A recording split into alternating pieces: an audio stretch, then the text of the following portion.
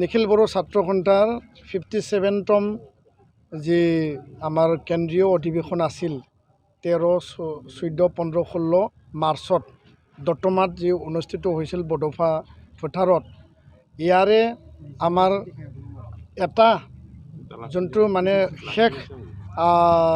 প্ৰতিনিধি সভা হ'ব লাগিছিল আমি এইটো এডজন কৰিছিলোঁ বিভিন্ন সময়ৰ মানে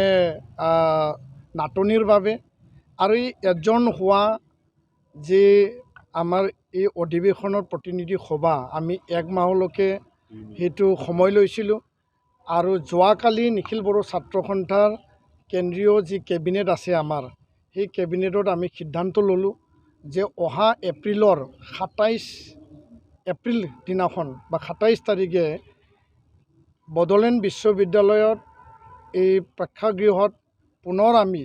যিমানবোৰ আমাৰ সেই অধিৱেশনত ৰেজিষ্ট্ৰেশ্যন হোৱা প্ৰতিনিধিসকল আছিল জিলা আঞ্চলিক বিভিন্ন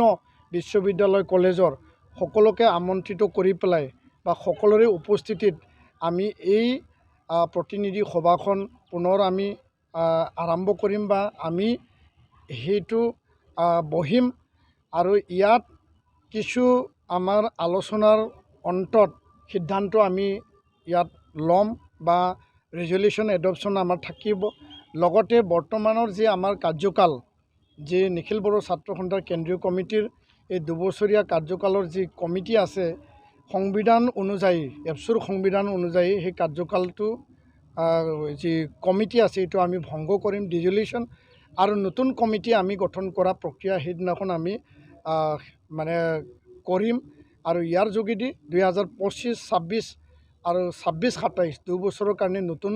কেন্দ্ৰীয় কমিটি এপছুৰ নতুন কমিটি আমি পাবলৈ সক্ষম হ'ম এইখিনি কথা মই সকলো আমাৰ প্ৰতিনিধি যিসকল আহিব লগা আছে জিলা আঞ্চলিক সকলোকে মই আপোনালোকৰ মাধ্যমৰ যোগেদি চেনেলৰ যোগেদি মই জনালোঁ ধন্যবাদ